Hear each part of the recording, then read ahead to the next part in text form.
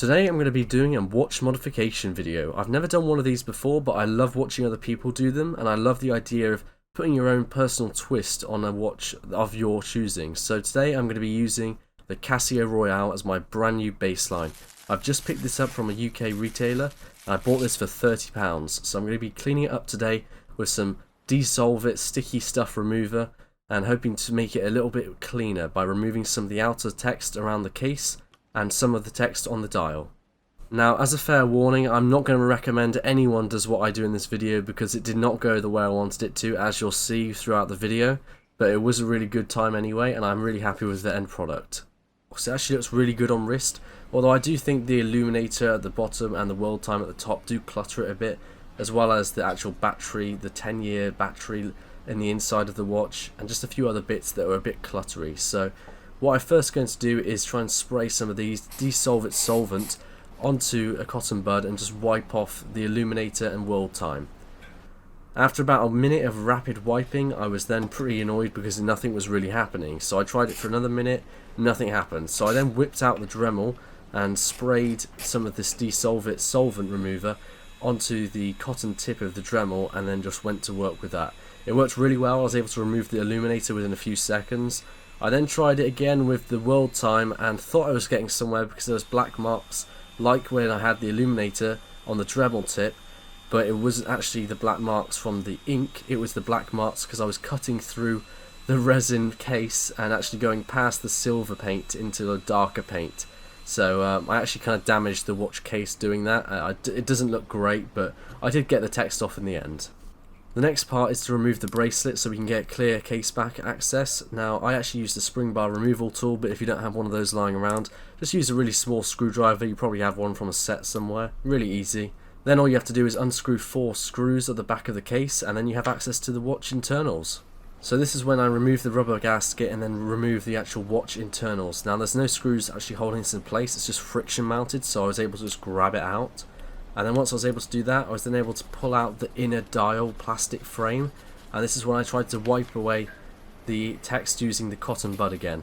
However, things didn't really go to plan once again, and I just got fed up, so I used the Dremel, and a similar thing happened, but this time it was a lot worse. The Dremel got stuck at one point and just kept going in to this soft plastic resiny type of material, so it just cut it way in, made quite a severe groove. So I then got a different Dremel attachment to then try and sharpen the edge out, and it did work, but I wasn't 100% happy with it. I just didn't think that it didn't look quite right.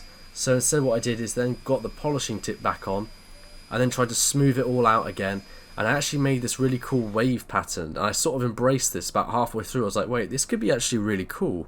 This actually looks pretty good. This is really unique to my watch, and it actually looks really nice. So I then polished it up a little, and I was actually really happy with the result. So the assembly is the exact reverse of what you did to disassemble it. It's really, really simple. The only thing you've got to be careful of is trying to make sure you don't get any dust or debris inside the watch's case, otherwise that's going to bug you when you're looking at the time every now and then. So what I did to do this is just, before putting anything in, and just getting a few puffs from the blower, just to make sure there was nothing in there that I couldn't see or just hanging about in there. I then went to insert the plastic frame, followed by the movement, and then the rubber seal to go around the outskirt of the watch case to make sure it's watertight. I then just screwed the case back in, and all was good. So then all I needed to do was reattach the bracelet. So I took this time to remove a few links to then size it up for me correctly. And I'll tell you now, the link removal process on a bracelet like this, the really cheap end ones, are really, really horrible. I mean, I had to get pliers to yank these pins out, and it was really bad, it really was. But here I am just putting the last link back in to resize it for me. And here we have some shots on wrist and externally, as well as some nice, just cool shots, you know, just outside, what it looks like on wrist in casual scenarios. It's a watch that does really punch above its pay grade. It's a watch that really does look good. You can see a before and after here, and you can see I just think it looks a lot cleaner with all those bits of text removed. I just think like this is a bit of more of a personal twist as well, having that almost wave pattern at the bottom of the watch now.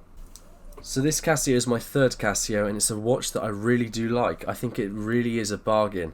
It's something that looks great, and it looks way better than it actually costs, and I feel like even though it has so many functions I'm never going to use, it's just a really practical watch. Now to get on to some of the bits that really annoy me, the bracelet is by far the biggest. It feels super cheap. and I know that's probably because it is super cheap.